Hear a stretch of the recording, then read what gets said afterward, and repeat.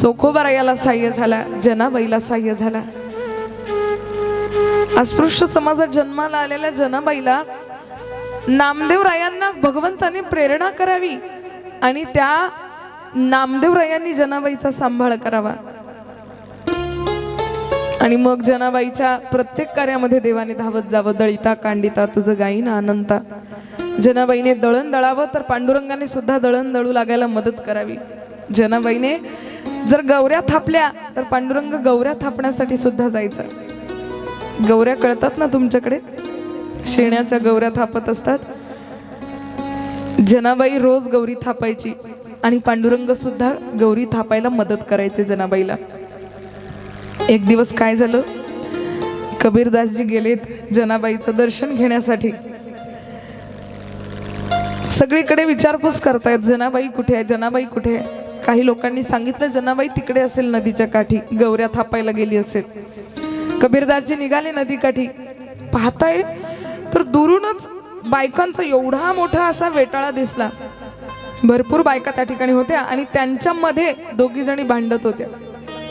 काय दृश्य दिसलं, एवढ्या सगळ्या बायका आणि त्यांच्यामध्ये दोघी जणी कुठेतरी किंचाळतायत, भांडतायत, जोर जोरात एकमेकींना शिव्या देत आहेत. कबीरदासजी म्हणतात ही गर्दी कशाची एवढी.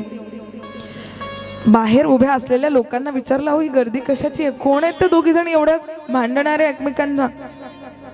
लोकांनी सांगितलं कबीरदासजी त्या दोघींपैकी की नाही एक जनाबाई आहे आणि एक गावातली अशीच एक बाई आहे म्हणे.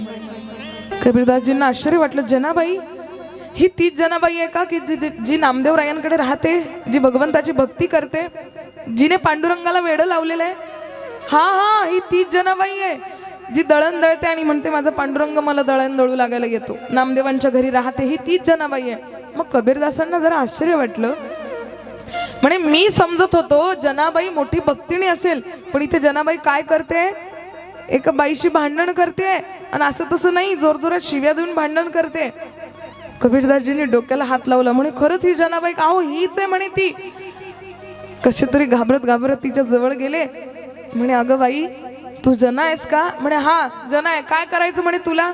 एकदम उद्धटच बोलायला लागली कबीरदासजींना. काय करायचं म्हणे बाबा तुला. म्हणे अगं आपण देवाचे भक्त आहोत की नाही, असं शिवीगाळ आपल्या मुखातून शोभत नाही, असं असं बोलायचं नाही अदवा तदवा, जरा चांगलं बोलत जा. म्हणे हा तुला मोठं समजतं म्हणे बाबा. इथे आमचे भांडणं याच्यामुळे होत आहेत की माझ्या गौऱ्या हिने घेतल्या आणि ही म्हणते की हिच्या जनाबाईच्या गौऱ्या मी घेतल्याच नाही म्हणून. मला माहितीये ना हिने माझ्या गौऱ्या घेतल्या म्हणून आणि ही कबूल करत नाहीये. कबीरदासजी म्हणतात अगं जनाबाई जाऊ दे ना, गौऱ्यांसाठी काही भांडत असतात का आणि असे आरोप करत जाऊ दे, तिला 2 शिल्लक गेल्या जाऊ दे. म्हणाले असं कसं शिल्लक जाऊ देऊ, मी स्वतः थापल्यात गौऱ्या, मेहनत माझी आहे आणि हिला आयतं देऊ का मी, मला नाही ते जमायचं. थोडीशी कडक होती जनाबाई बोलायला. पांडुरंगाला सुद्धा म्हणायची अरे विठ्या मुळमाईच्या कारट्या, देवाला सुद्धा शिव्या द्यायची आणि म्हणायची देवा तुझा दरबार कसा आहे ना, धुंद झालेला दरबार आहे म्हणे तुझा, तुझ्या दरबारामध्ये कसला न्याय नाहीये. पुण्यवंत पाताळ लोकी नेला, दरिद्री तो भाग्यवंत केला, चोरट्याचा बहुमान वाढविला, चोरट्याचा बहुमान वाढविला, दारिद्री तो भाग्यवंत केला.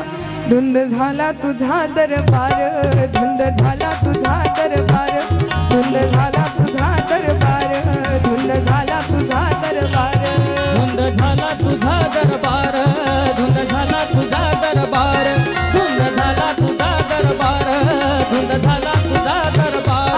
पुण्यवंत पाताळ लोकी नेला, दरिद्री तो भाग्यवंत केला, पुण्यवंत पाताळ लोकी नेला, दरिद्री भाग्यवंत केला.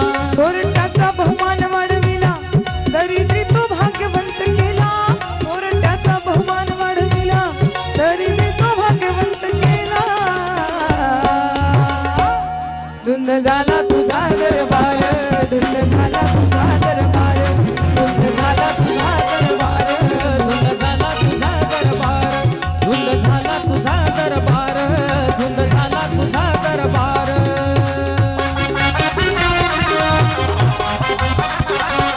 हो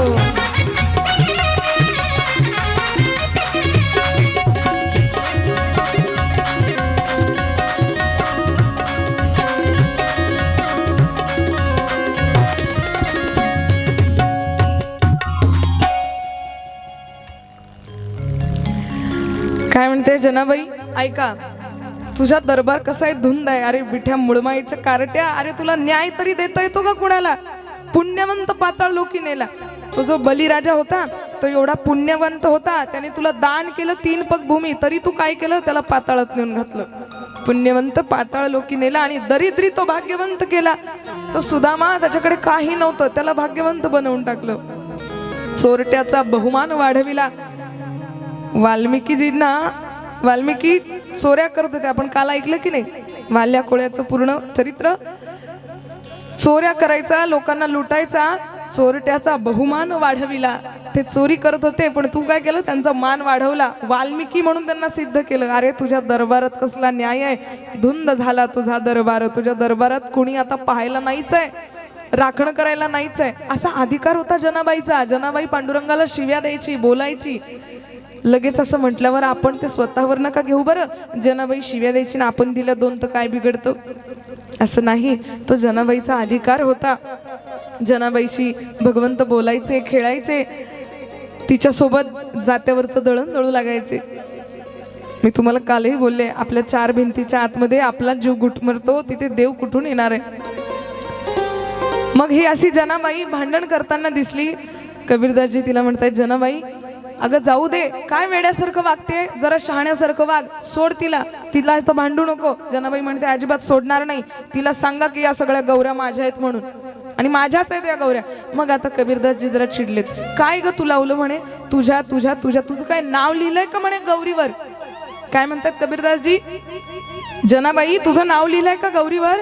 जनाबाई म्हणते, ओ बाबा, माझं जरी नाव लिहिलेलं नसलं तरी माझ्या पांडुरंगाचं, माझ्या विठ्याचं नाव लिहिलेलं आहे ना माझ्या गौरीवर.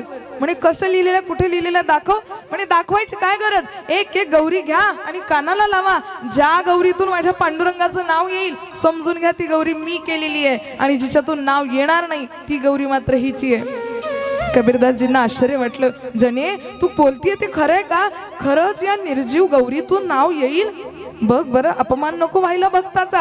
अहो होणारच नाही, मला माहितीये ना माझ्या पांडुरंगाचं नाव घेत घेत मी गौरी थापलेली आहे, माझ्या देवाचंच नाव या गौरीतून. कबीरदासजींनी एक गौरी घ्यावी आणि कानाला लावावी. पहिल्या गौरीतून काही आवाज आला नाहीये म्हणे जनाबाई ही गौरी तुझी, तिच्याकडे फेकली. दुसरी गौरी घेतली, कानाला लावली, आवाज काही आला नाही. तिसरी घेतली, चौथी घेतली, आवाज काही आला नाही. 5वी गौरी कानाला लावता बरोबर गौरीतून विठ्ठल विठ्ठल विठ्ठल विठ्ठल विठ्ठल विठ्ठल असा ध्वनिनाद प्रकट झाला. कबीरदासजींच्या डोळ्याला धारा लागल्या. जणे अगं तुझं कुठल्या जन्मीचं पुण्य आहे, अगं निर्जीव गौरीतून सुद्धा पांडुरंगाचं विठ्ठल विठ्ठल नाम वदायला लागलं. जने काय असं पुण्य केलं आणि काय असं साधन केलं, या कबीराला सुद्धा सांग आणि त्या देवाला सांग, या कबीराकडे सुद्धा बघ एकदा. अगं कृपाळू आहे तो, आणि कसं त्याला तू साध्य केलं, तुझ्या भक्तीचं गुपित तू मला सांग. जनाबाईंच्या डोळ्यात सुद्धा पाणी आलं. बाबा मी तुम्हाला म्हणत होते की नाही, मी केलेल्या गौरीतून माझ्या पांडुरंगाचा आवाज येणार आहे, विठ्ठल ध्वनी प्रगट होणार आहे. कबीरदासजींना मोठा आनंद झाला. श्रोतेहो, मी तुम्हाला सांगत होते, भगवंत सहाय्य होतो, इतपट सहाय्य होतो की तो भक्ताचा अपमान सुद्धा कधी करत नाही.